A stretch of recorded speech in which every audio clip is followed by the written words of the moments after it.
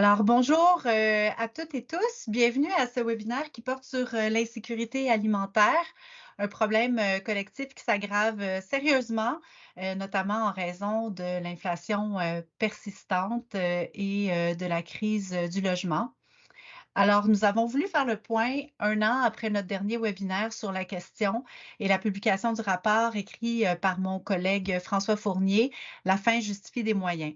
Nous laisserons d'ailleurs le soin à François d'effectuer une courte synthèse à la fin de la discussion.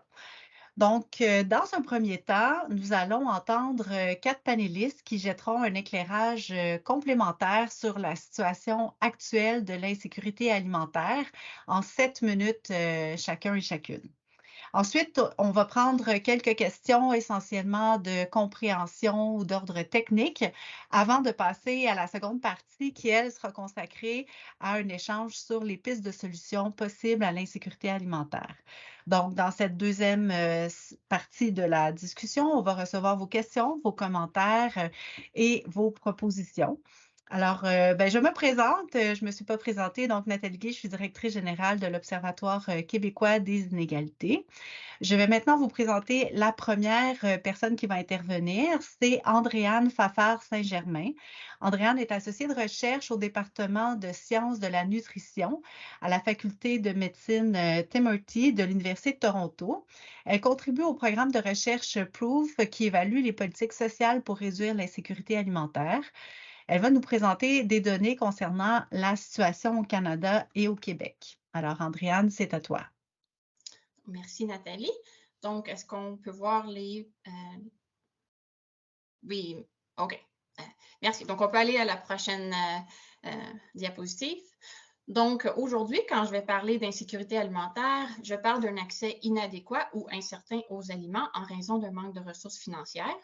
L'insécurité alimentaire, oui, c'est des problèmes d'accès aux aliments, mais c'est aussi un marqueur de privation matérielle important qui est souvent lié à des compromis pour d'autres besoins essentiels, comme par exemple être dans l'incapacité de payer son loyer, ses factures et ses médicaments sur ordonnance. C'est aussi un important déterminant social de la santé, donc on a plusieurs études qui démontrent que ça a des effets néfastes sur la santé physique, mentale et sociale des enfants et des adultes. Et la magnitude du problème au Québec et au Canada en fait un problème de santé publique important. Prochaine diapositive. Prochaine diapositive. OK, bon, parfait, merci. Donc, pour donner un petit peu de contexte, la surveillance de l'insécurité alimentaire des ménages a débuté en 2005 au Canada avec l'ajout du module d'enquête sur l'insécurité alimentaire des ménages dans l'ESCC, ou ce qu'on appelle l'enquête sur la santé des collectivités canadiennes. Le module, c'est un outil validé qui contient 18 questions et chaque question décrit différents problèmes d'accès aux aliments en raison d'un manque d'argent au cours des 12 derniers mois et c'est des problèmes qu'on mesure au niveau du ménage. Depuis 2019, le module a été ajouté à l'enquête canadienne sur le revenu, ou l'ECR, dans le cadre de la stratégie canadienne de réduction de la pauvreté. Donc, les estimations que je vous présente aujourd'hui sont issues de l'ECR qui a été menée par Statistique Canada de janvier à juin 2022 et elles sont basées sur des données d'environ 40 000 ménages situés dans les 10 provinces. Prochaine diapositive. Donc, au Québec, selon l'ECR, en 2022, 13,8 des ménages étaient en situation d'insécurité alimentaire. Le module nous permet de regarder la gravité de la situation. Donc, 4,8 des ménages étaient en insécurité alimentaire marginale, ce qui veut dire qu'ils vivaient des inquiétudes liées au manque de nourriture ou avaient un choix limité d'aliments en raison d'un manque d'argent. 6,5 des ménages vivaient en insécurité alimentaire modérée, ce qui veut dire qu'il y avait des signes que la qualité et ou la quantité des aliments consommés étaient compromises en raison d'un manque d'argent. Et finalement, 2,5 des ménages souffraient d'insécurité alimentaire grave, ce qui veut dire que les adultes et parfois les enfants dans le ménage sautaient des repas, réduisaient la consommation de nourriture et dans les cas extrêmes, passaient des journées entières sans manger en raison d'un manque d'argent. Il y a beaucoup d'études aussi qui démontrent que vivre dans un ménage en insécurité alimentaire grave est particulièrement toxique pour la santé des enfants et des adultes. Prochaine diapositive.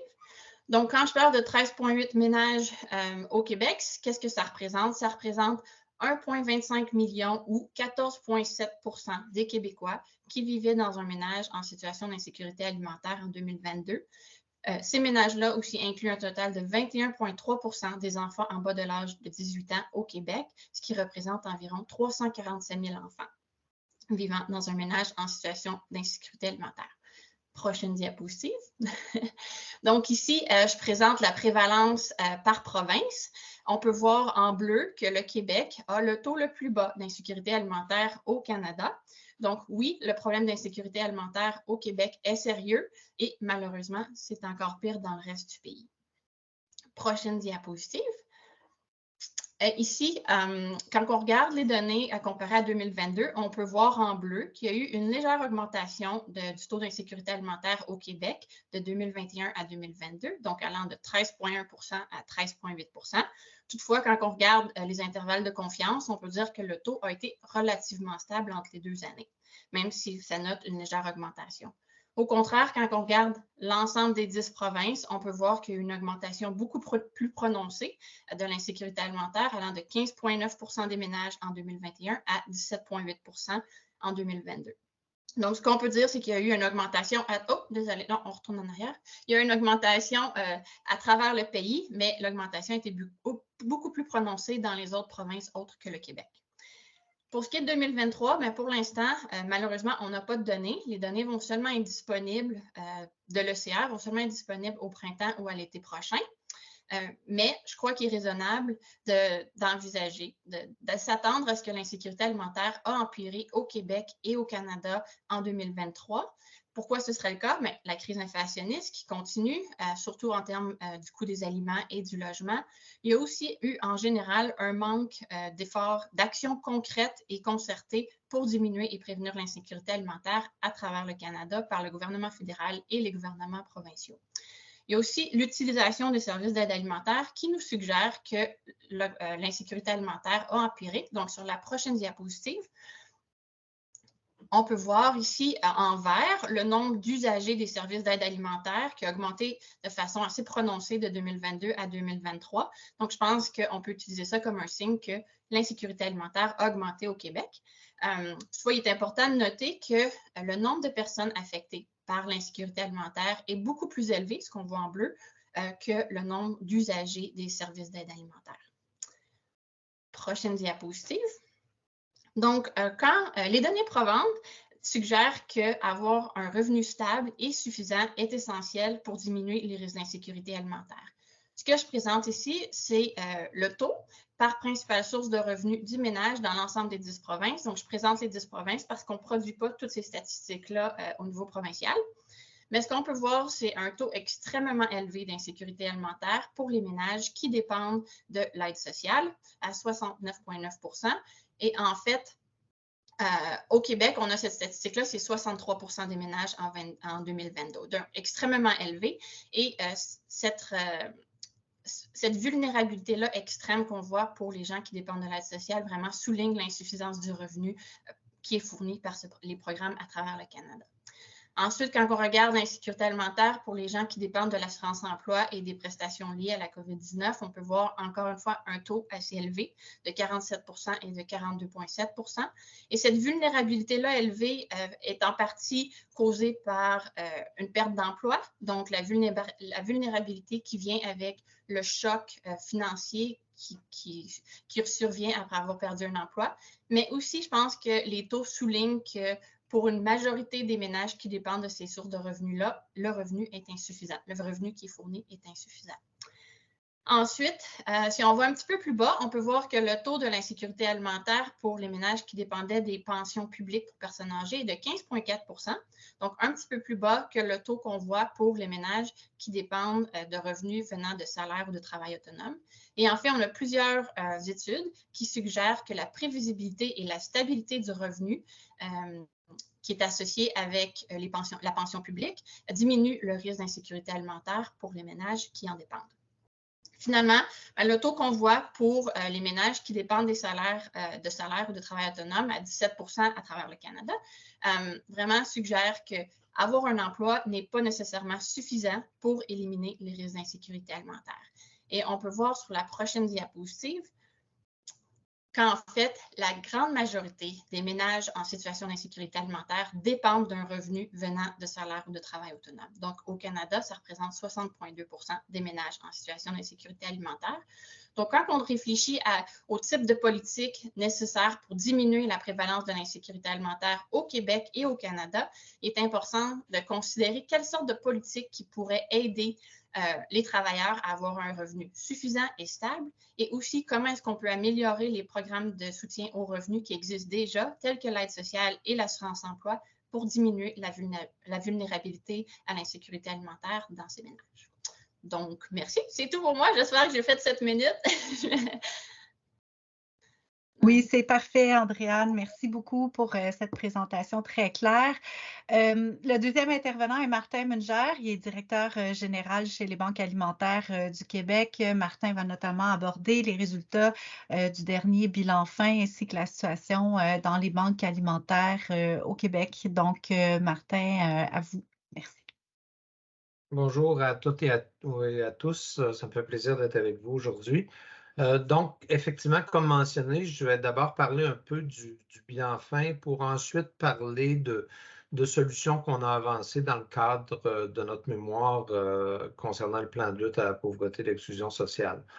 Je ne m'étendrai pas sur le deuxième point pour l'instant, puisqu'on reviendra sur les solutions par la suite. Donc, diapo suivante, s'il vous plaît.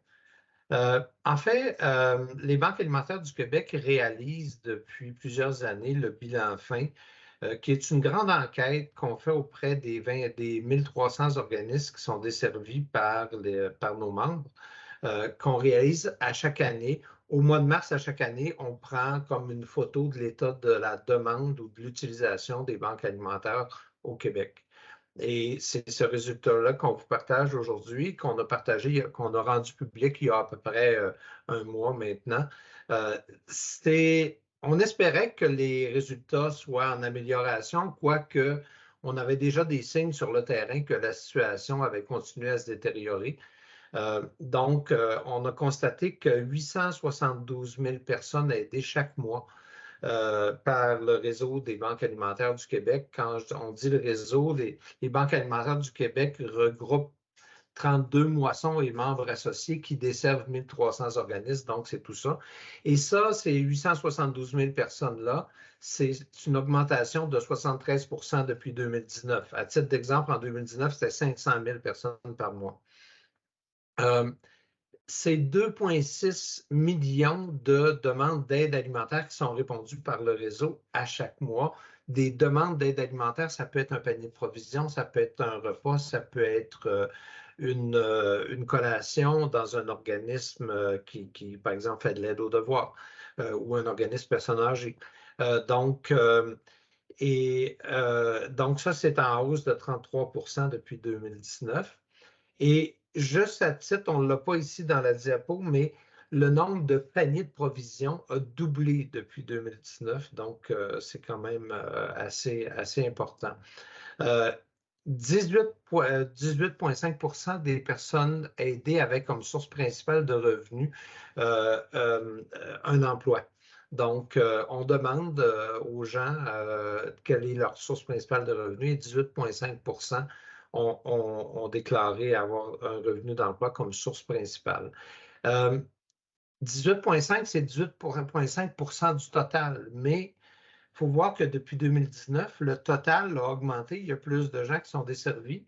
Et on parlait de 11 % en 2019. On est rendu à 18,5 %. Donc, si on prend le nombre de personnes qu'on les isole, les gens en situation d'emploi ont doublé depuis 2019. Quelque chose qui est assez dramatique aussi, 71 % des organismes ont déclaré avoir manqué de denrées par leur source d'approvisionnement usuelle pour répondre à la demande. Donc, c'est assez dramatique. Ça amène une pression très forte sur le réseau et sur les gens qui sont aidés parce qu'on ne peut pas répondre totalement aux demandes à l'heure actuelle. C'est pour ça qu'on s'est adressé au gouvernement pour acheter des denrées, avoir de l'aide pour acheter des denrées. Le nombre de paniers de provisions a doublé, je l'ai mentionné tantôt. Maintenant, à la diapo suivante, on va faire état rapidement des propositions qu'on a faites au gouvernement dans le cadre des consultations sur le plan de lutte à la pauvreté. Bien, la première proposition, c'est bien entendu, on est très conscient que les banques alimentaires répondent à un besoin urgent, mais ne constituent pas une solution à long terme. La solution à long terme, c'est que les gens puissent se nourrir eux-mêmes en ayant des revenus suffisants. Donc, on a demandé au gouvernement de travailler très activement sur l'amélioration des programmes sociaux, sur le logement, au niveau du salaire minimum et de l'aide sociale. Donc, on pense que c'est vraiment comme ça qu'on aura des effets durables sur l'insécurité alimentaire. La diapo suivante. Je faisais référence aux achats qu'on doit faire pour compléter les dons en aliments à l'heure actuelle et qu'effectivement, depuis 2 ans, on a demandé et obtenu de l'aide du gouvernement pour acheter des denrées en quantité suffisante pour réduire ce que je viens de vous parler précédemment, à l'effet que beaucoup d'organismes manquent de denrées pour répondre adéquatement à la demande. Diapo suivante, s'il vous plaît. Nos membres, en fait, les banques alimentaires du Québec, c'est le réseau des moissons au Québec. Et nos membres sont souvent je dirais, des piliers ou des plaques tournantes régionales pour la distribution de denrées dans la région. Et malheureusement, comme c'est le cas pour d'autres organismes, on trouve que le programme PESOC n'est pas, le programme de soutien aux organismes communautaires, n'est pas adapté à la réalité des moissons qui ont des coûts d'opération quand même très élevés. Si on pense à des grands entrepôts, des camions, et on constate que plus la moisson est grosse, plus le pourcentage qu'elle reçoit du PESOC est minime. Là, ça peut aller de 1% pour une très grosse moisson à 10% pour une moisson moyenne de taille moyenne. Donc, c'est vraiment une petite contribution. Donc, on a fait des demandes en ce sens-là. Et je pense que ce serait tout pour ma présentation d'aujourd'hui. Donc, merci de votre attention. Merci, merci beaucoup pour ce portrait qui est tout de même assez alarmant. Un autre portrait qui contribue à indiquer la gravité là, de la situation sur le terrain. On aura l'occasion évidemment de revenir sur ces pistes de solutions, Martin. Donc, la troisième intervenante est Louise Potvin. Elle est professeure titulaire à l'École de santé publique au département de médecine sociale et préventive de l'Université de Montréal. Elle est aussi directrice scientifique du Centre de recherche en santé publique. Louise va nous présenter certains des résultats de l'étude Parcours qui se penche depuis 5 ans sur les trajectoires individuelles des personnes qui doivent composer avec l'insécurité alimentaire. Donc, Louise, c'est à toi.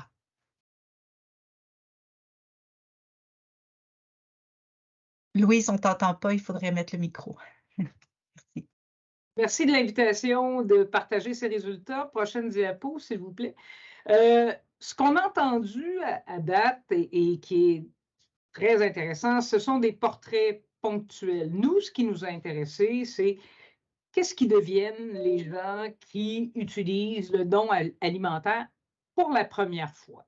Donc, qu'est-ce qui se passe dans le temps après qu'on ait décidé de passer par-dessus toutes les barrières qui nous amènent vers le don alimentaire. Donc, en 2018, on a commencé l'étude Parcours qui visait justement à identifier les parcours d'utilisation des services communautaires en sécurité alimentaire et la relation entre ces parcours, la situation de sécurité alimentaire et la santé. On a recruté 1001 premiers demandeurs d'aide alimentaire entre septembre 2018 et janvier 2020 dans 3 milieux de vie, rural, urbain et en banlieue. C'était des gens qui étaient âgés entre 18 et 63 ans. 63 ans pour les suivre pendant 2 ans avant qu'ils soient admissibles au régime de pension de vieillesse qui a un effet, comme nous le disait Mme Fafard, sur la sécurité alimentaire. Après 2 ans, on en avait gardé 64 %, ce que nous considérons assez bon compte tenu du type de population qui utilisent les banques alimentaires. Ce sont des personnes en grande pauvreté. Et on a complété cette étude quantitative par des récits de vie auprès de 36 personnes. Prochaine diapo. Le portrait de nos 1001 participants sont principalement des femmes. Ils sont en moins bonne santé mentale et physique que la population générale. Ils ont un très faible revenu. Les 3/4 d'entre eux vivent dans des ménages avec moins de 20 000 $ par année. Ils sont en grande insécurité alimentaire. Plus des 3/4 d'entre eux sont en insécurité alimentaire et la moitié d'entre eux sont en insécurité alimentaire grave, sévère, c'est-à-dire qu'ils sautent des repas. On dit souvent que les banques alimentaires sont une une porte d'entrée vers d'autres services, c'est le cas. Il y en a 70% qui utilisent d'autres services, des repas sur place, des cuisines collectives, du soutien individuel ou matériel, du soutien à la recherche d'emploi. Prochaine diapo. 2 ans plus tard, qu'est-ce qu'ils deviennent? On a trouvé 4 grands parcours.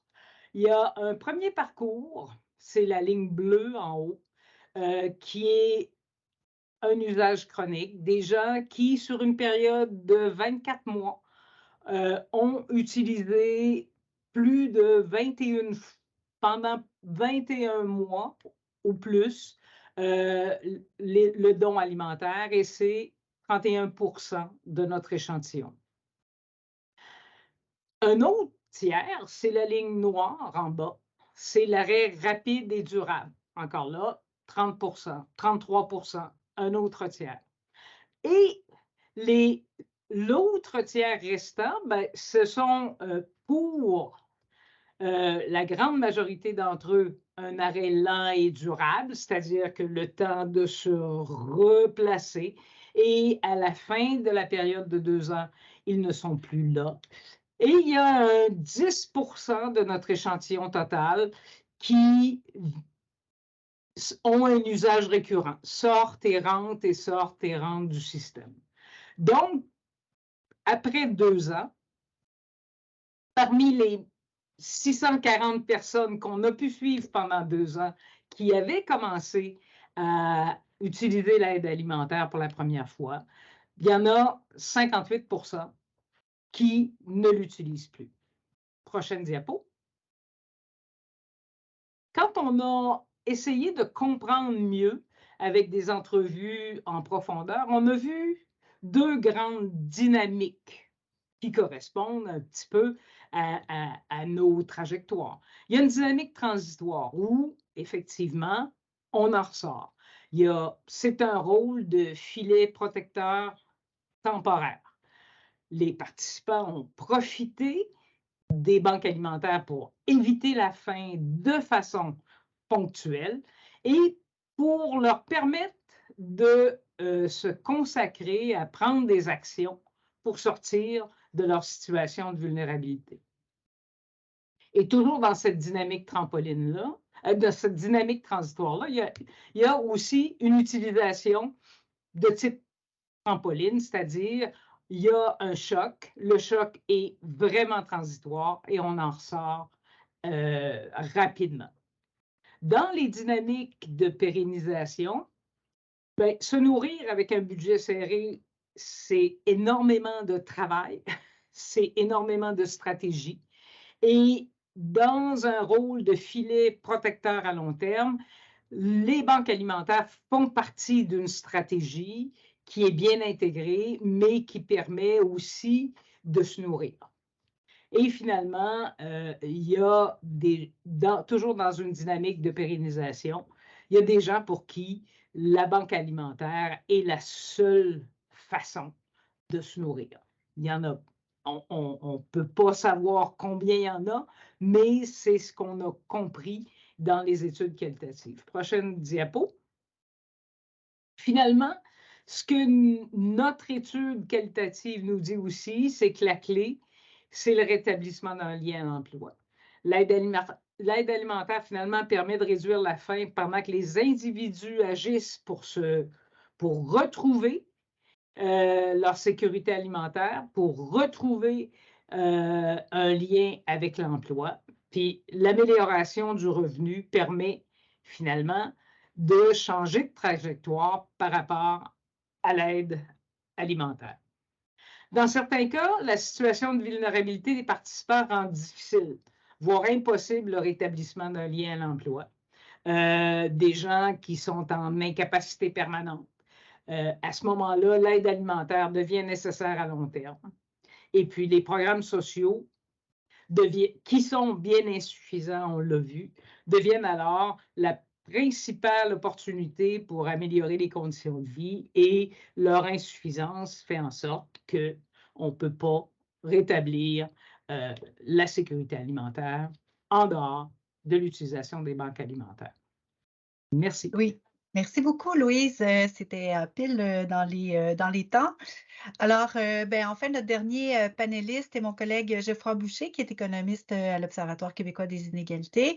Geoffroy va dresser un portrait des dépenses des ménages et des effets des crises inflationnistes et du logement sur l'insécurité alimentaire. À toi, Geoffroy. Merci, Nathalie. Donc, effectivement, là, je vous propose de regarder la question de l'insécurité alimentaire d'un autre angle, celui des dépenses des ménages. Le ménage moyen au Québec a dépensé 57 900 $ en 2021, selon les données de Statistique Canada.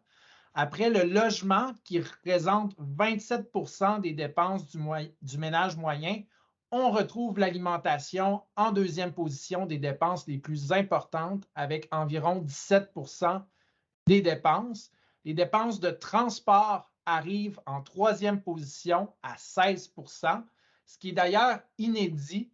Lors des dernières éditions de l'enquête sur les dépenses des ménages, l'alimentation occupait la troisième position et le transport la deuxième, mais l'alimentation s'est hissée en deuxième position en 2021. Et ça, c'est pour le ménage moyen.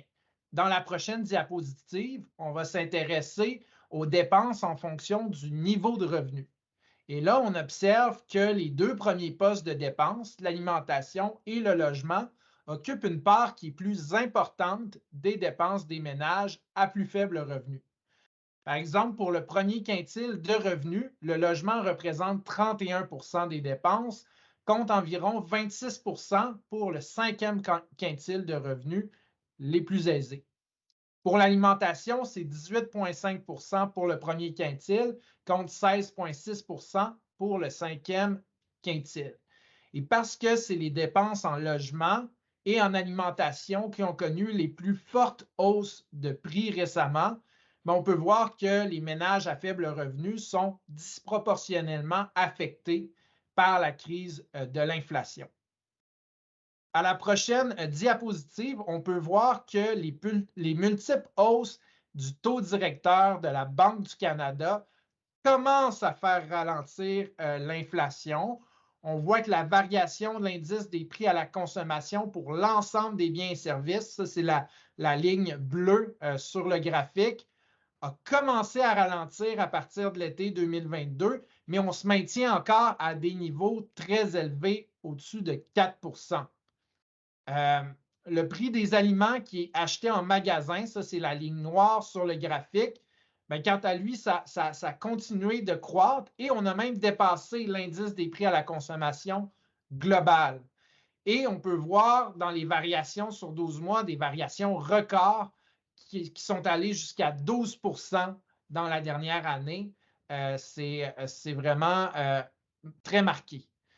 À la prochaine diapositive, on s'intéresse à la question du logement. On peut voir que la situation n'est pas meilleure.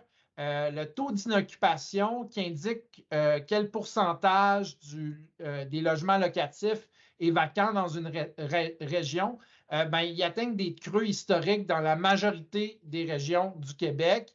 Habituellement, là, un taux de 3 % ça indique que le marché locatif est à l'équilibre et que l'offre est suffisante pour répondre à la demande. On est en dessous de 3 % dans l'ensemble des régions du Québec et dans 40 des 41 villes au Québec où la statistique est compilée par la Société canadienne d'hypothèques et de logement en 2022. Et là, ben, ce manque de logement-là, ça exerce une pression à la hausse sur le prix des loyers.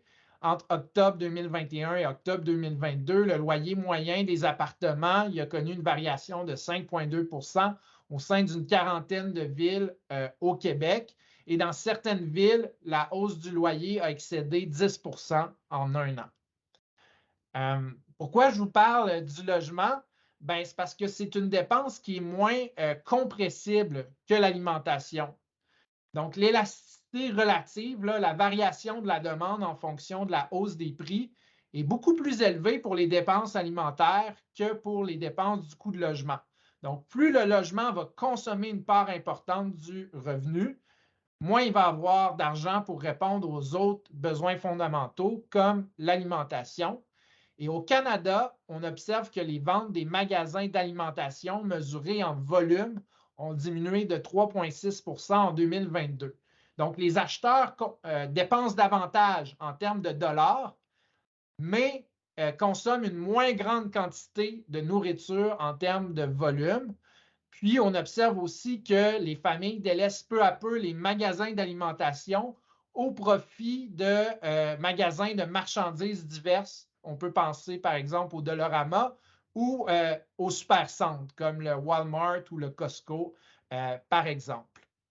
Et je vous laisse là sur un dernier élément que je voulais porter à votre attention. C'est un indicateur qui est vraiment très intéressant, qui a été développé par Alima, anciennement nommé là, le dispensaire diététique de Montréal. C'est le panier à provisions nutritif et économique. C'est un indicateur qui va permettre d'estimer le coût minimal d'une épicerie équilibrée pour couvrir les besoins nutritionnels de la population. C'est un panier qui est constitué de 68 aliments qui sont sélectionnés en fonction de leur valeur nutritive, de leur coût et des habitudes de consommation des ménages québécois. Mais en octobre 2022, le coût mensuel du panier pour une famille type, c'était 1 095 $, ce qui correspond à 9 $ par personne par jour. Et en juillet 2023, le coût mensuel est maintenant de 1 178 $ pour la famille, soit 9,68 $ par personne par jour. Donc, une variation de 8 % sur la période. Ça équivaut à un coût supplémentaire de 1 000 $ par année pour les mêmes aliments. Le rapport très intéressant là, de Alima que je vous suggère de consulter d'ailleurs sur leur site web, mais aussi de l'avant quelles catégories d'aliments ont connu les hausses les plus importantes. Et l'année dernière, ben, c'est 3 des 11 catégories qui ont connu une augmentation de prix en haut de 10 %. Il y a les produits céréaliers à 12 %, les légumes à 17 % d'augmentation et les céréales pour bébés à 23 % d'augmentation. C'est des données qui sont vraiment importantes parce que lorsque les prix des aliments augmentent, les aliments plus dispendieux sont souvent substitués pour des aliments qui sont moins dispendieux, mais aussi moins nutritifs. Et ça a un impact sur la santé des personnes, notamment chez les jeunes enfants où la littérature scientifique démontre un impact là, sur le développement global des enfants. Donc, je m'arrête ici.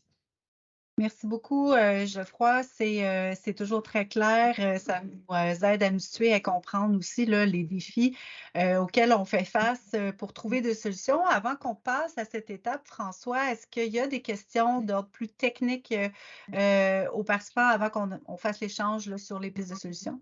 Oui, très, très rapidement. C'est des questions surtout statistiques. Une question, on nous demande, avez-vous des données sur le taux d'insécurité nutritionnelle des ménages au Québec? À ma connaissance, ce n'est pas une donnée qui est recueillie, mais je suis peut-être totalement ignorant de cette réalité-là. Est-ce qu'il y a...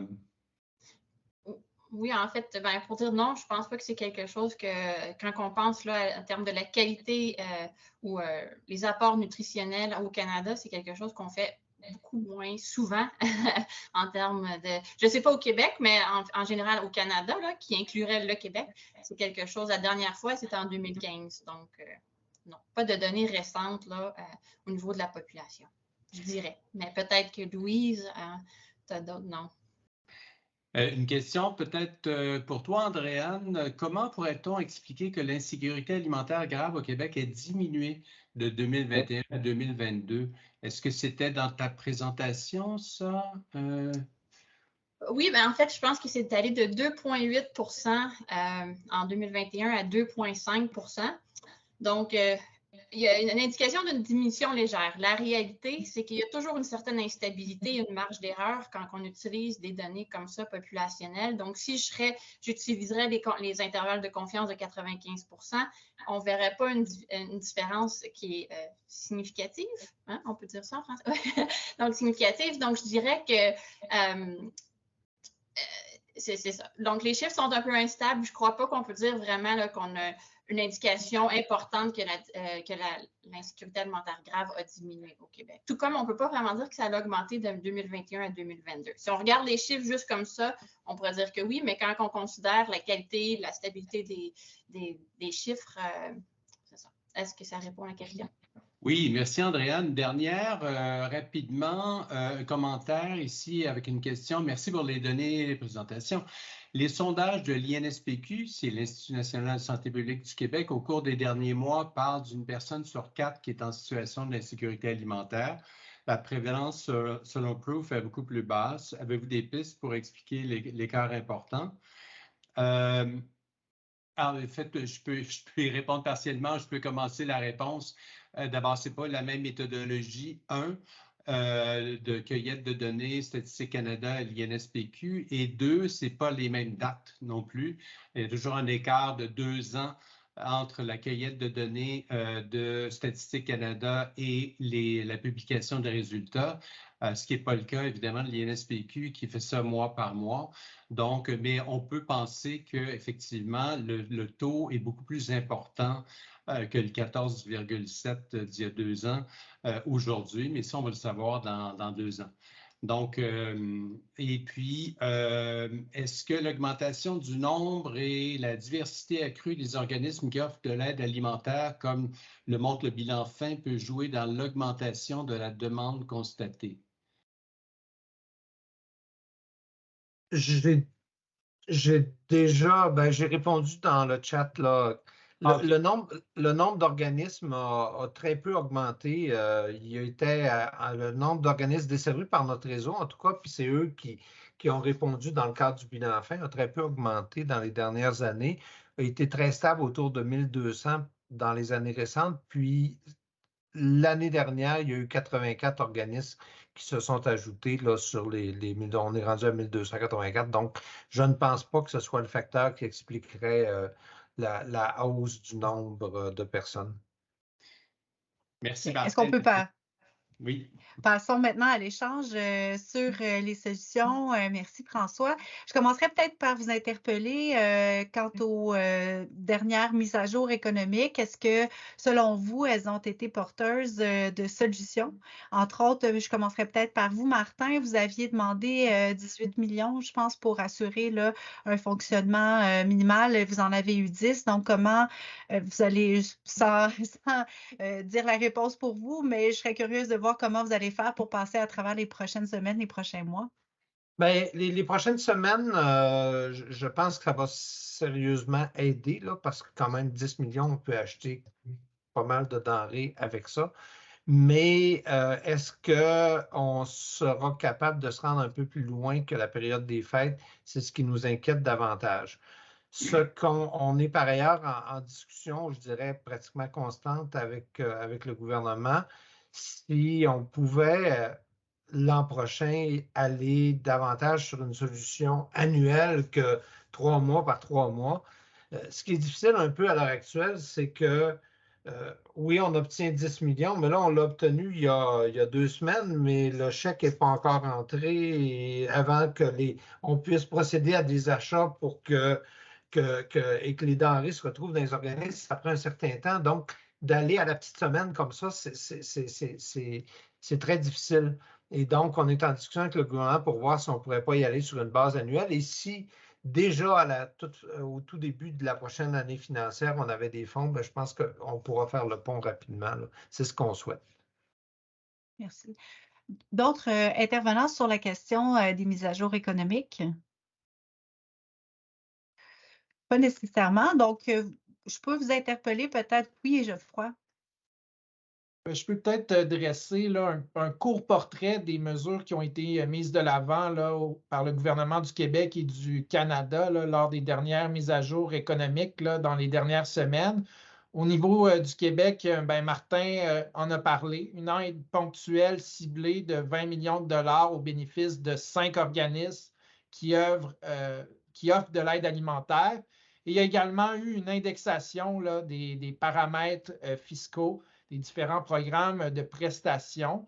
Ça, c'est quand même important parce que les gens vivent l'inflation au quotidien et lorsque les paramètres fiscaux sont indexés à la fin de l'année, ben, il y a un écart important entre le moment où les gens paient leurs factures et le moment où les différents programmes sociaux sont bonifiés. Puis là, bon, on ne parle pas de bonification, mais vraiment simplement d'une indexation. Au niveau du Canada, on se penche sur des mesures pour renforcer la concurrence, pour aider à stabiliser les prix dans le secteur de l'épicerie. On s'engage à demander aux 5 plus grandes chaînes d'épicerie canadiennes des engagements à l'égard de la stabilisation des prix pour la population. Puis, on met en place un groupe de travail sur l'épicerie qui va se pencher sur la réduflation, donc la diminution des quantités d'aliments pour un même prix de vente. Donc, est-ce que ces mesures-là vont porter fruit? L'avenir nous le dira. Est-ce qu'on constate au niveau de l'indexation par rapport aux chiffres que tu nous montrais tantôt, est-ce que cette indexation-là, elle est suffisante pour rattraper la flambée des prix? Ben oui, on suit les réelles augmentations de prix, mais tout le temps avec un décalage. Donc, puis, on ne vient pas augmenter substantiellement ces aides-là qui ne permettent de toute façon pas là, de couvrir les besoins de base. Merci, Andréane. Oui, mais en fait, je voulais juste ajouter que l'indexation, c'est quelque chose d'essentiel, puis ce n'est pas toutes les provinces qui font ça. Donc, le Québec est un petit peu innovateur dans le sens que l'aide sociale, différents suppléments aussi ou des allocations pour les familles avec des enfants, c'est aussi indexé à l'inflation, puis ce n'est pas toutes les provinces qui font ça. Donc, avec le temps, dans les autres provinces, les gens qui dépendent de ces revenus-là, leur pouvoir d'achat s'effrite, particulièrement là, dans la crise inflationniste qu'on a vue. Donc, je pense que c'est important de se rappeler que c'est une des bonnes choses qui est faite annuellement, que c'est automatique dans un sens que ça fait partie de la loi, je crois, que l'indexation se fasse de ces programmes-là. Puis c'est quelque chose qui est important de garder parce que même si les revenus ne sont pas suffisants, au moins, leur pouvoir d'achat ne s'effrite pas avec chaque année, même si peut-être une indexation plus ponctuelle à travers l'année, là, pour répondre aux augmentations soudaines de prix, serait peut-être plus avantageux. Au moins, il y a une indexation qui se fait. Merci. Louise? Il y a un ensemble d'autres mesures aussi, pas juste les mesures ciblées alimentaires. Là, je pense que les mesures qui visent à essayer d'amoindrir un peu les effets de la crise du logement, de la pénurie de logement, c'est important, mais ça, à long terme. Tu sais, il y a l'effet à court terme, puis il y a l'effet à long terme. L'effet à court terme, effectivement, c'est de mettre un peu plus d'argent dans les poches des consommateurs pour qu'ils puissent ou diminuer les prix à la consommation. Mais je pense qu'il y a des mesures qui sont structurelles, qui sont la hausse du salaire minimum. Et je pense que c'est très, très important ce que présentait Mme Fafard, que la majorité des gens qui utilisent des banques alimentaires sont en emploi. Ceux qui commencent ne sont pas nécessairement en emploi, mais quand on prend les gens qui utilisent là, les quelques millions de personnes qui l'utilisent à chaque mois, bien, la grande majorité d'entre eux sont en emploi, dans des emplois mal rémunérés. Et je pense qu'il faut, à ce moment-là, avoir une fiscalité qui est beaucoup plus équitable, c'est-à-dire rendre l'argent là où elle est, le revenu après impôt qui soit plus égalitaire, d'aider les ménages sur les dépenses incompressibles que sont le logement, le chauffage et ces choses-là. Et après ça, aller dans des mesures plus ponctuelles. Mais je pense qu'il faut viser sur du long terme, là. Oui, c'est ça. On s'entend souvent sur le fait que les banques alimentaires et les mesures d'aide ponctuelle sont nécessaires. On l'a vu aussi peut-être selon les profils des personnes en situation d'insécurité alimentaire que tu as présenté, Louise, tout à l'heure. Mais on a besoin aussi de solutions structurantes là, qui sont par exemple celles que tu as évoquées. Effectivement, 17% des travailleurs, je pense à l'échelle canadienne, qui sont en insécurité alimentaire, ça doit commander peut-être un certain nombre de mesures. Je me demande, il y a la question du salaire, est-ce qu'il y a d'autres mesures que vous préconisez pour ce segment de la population afin de réduire durablement l'insécurité alimentaire? Je vois Andréane peut-être qui... oui. En fait, tu sais, c'est de réfléchir. Non pas, je ne suis pas une experte dans le domaine là, du travail. Peut-être Geoffroy, il y a beaucoup plus. Mais quand on pense à la précarité de l'emploi, hein, c'est quelque chose qui a augmenté avec les années. Donc, des emplois qui sont instables. Et l'instabilité du revenu, c'est une cause importante de l'insécurité alimentaire, hein, de ne pas être capable que ce ne soit pas prévisible pour les ménages. Donc, tout d'un coup, une perte d'emploi, une diminution des heures. Donc, s'adresser à la précarité de l'emploi, je pense que c'est important. Oui, le salaire aussi. Donc, le salaire minimum a augmenté cette année, presque d'$1, il me semble, au Québec. Est-ce que c'est assez? Pas nécessairement, mais on a des allocations de prestations pour les travailleurs. Est-ce qu'ils sont assez? Probablement pas. Quand on pense à l'allocation canadienne aux travailleurs, je pense que pour l'instant, il manque 75 sous. Donc, je vois là, il y a quelqu'un qui me dit l'augmentation du salaire minimum, 75 sous et non pas $1. Donc, je pense que c'est ça. Les lois. Donc, il y a d'une certaine façon, il y a des lois autour de comment est-ce qu'on promouvoit qu'on s'assure que les emplois soient moins précaires, plus stables, qui va permettre là, une certaine prévisibilité pour les ménages, les travailleurs. Je pense que ça fait partie de la discussion qu'on a besoin d'avoir à court et à long terme, ou à moyen et à long terme. Oui, Louise? Moi, je pense que la vraie discussion, mais je ne suis pas ni économiste ni fiscaliste, là, mais c'est le revenu disponible après impôt et après les services. Et il y a des études, et ça, c'est vraiment dans une fiscalité là, équitable et intégrée. Il y a une étude qui a été faite au Canada dans les années 70 au Manitoba sur ce qu'ils ont appelé le Negative Income Tax, c'est-à-dire que pour augmenter ou pour rendre plus équitable le revenu après impôt, il y a des gens qui recevaient, en plus de leur salaire, de l'impôt. Sur le coup, dans les années 70, quand on a fait les études, il n'y avait pas de différence sur la santé de ces populations-là. 30 ans plus tard, des études sont sorties, même 50 ans plus tard, sur la mortalité. Et effectivement, dans les communautés où on avait mis en place ces Negative Income Tax, les gens étaient moins hospitalisés et avaient moins de morbidité. Donc,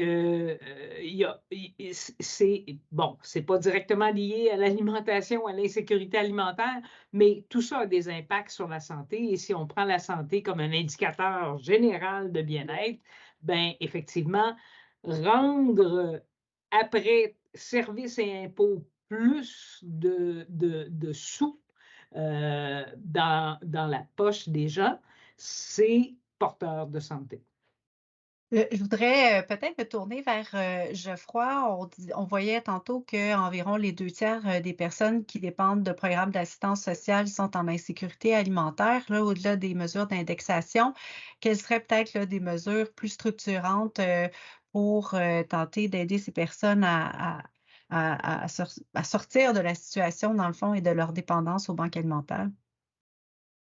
Oui, bien, ce qu'on observe, c'est que les programmes d'assistance sociale au Québec ne permettent pas de combler les besoins de base là, les plus essentiels des bénéficiaires de ces programmes-là. Si, par exemple, on prend le programme d'aide sociale sans contrainte à l'emploi, on a des montants là, qui arrivent en bas de la moitié de la mesure de panier de consommation. La mesure de panier de consommation, là, c'est un panier de biens et services qui permettent d'atteindre un niveau de vie de base et très modeste. Mais on n'est même pas à la moitié de ça. Puis, si on regarde d'autres types de mesures, comme la mesure de revenu viable pour envisager une sortie réelle de la pauvreté, là, on est à moins du tiers là, de ce seuil-là.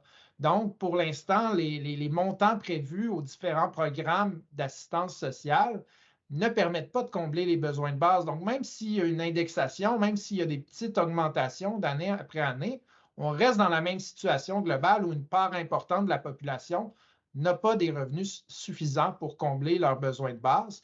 Il y a toutes sortes de solutions à ça. Le gouvernement a fait un pas intéressant en introduisant cette année là, le programme de revenus de base qui prévoit des prestations jusqu'à 40 % plus élevées dans certains cas et qui va attribuer une aide financière individuelle plutôt que par ménage. Encore là, même ce programme-là ne permet pas d'atteindre le seuil de la mesure de panier de consommation. Donc, c'est loin d'être parfait, mais c'est un pas dans la bonne direction. Les mesures d'impôts négatifs ou de revenus universels pourraient être envisagées, ou tout ce qui va dans le sens d'augmenter de manière significative ces prestations-là. Puis, aussi, là, un angle qui pourrait être intéressant, c'est d'agir un peu, c'est d'agir davantage là, en prévention. Toutes les mesures, comme ça a été nommé là, par Mme Potvin, en lien avec l'abordabilité des logements, c'est essentiel. Toutes les mesures qui vont toucher les jeunes enfants, la petite enfance, pour s'assurer que tout le monde mange à leur faim, pour se développer pleinement, c'est très intéressant. D'ailleurs, le Canada est le seul pays du G7 sans programme d'alimentation scolaire dans les écoles. Puis, il y a 41 % des écoles au Québec qui n'offrent pas de service de repas, qu'ils soient payants ou pas. Là. Il n'y en a juste pas. Et ça a un impact énorme sur l'égalité des chances en éducation parce que l'alimentation, ça a un impact direct là, sur le développement du cerveau, sur la performance scolaire. Donc, il y a toutes sortes de mesures dans ce sens-là qui sont intéressantes à étudier. Là. Oui, effectivement. J'aimerais, Martin, me tourner vers vous. Il y a des personnes, entre autres, là, dans le chat qui suggèrent, qui posent des questions sur l'approvisionnement des banques alimentaires. C'est sûrement quelque chose qu'on vous pose souvent. Est-ce qu'il y a des alternatives? Est-ce qu'il y a des solutions auxquelles peuvent contribuer la population au-delà des canaux habituels? On parle de glanage ou de nouvelles initiatives que vous voyez émerger, dans le fond, pour essayer de répondre aux défis que les banques rencontrent au quotidien?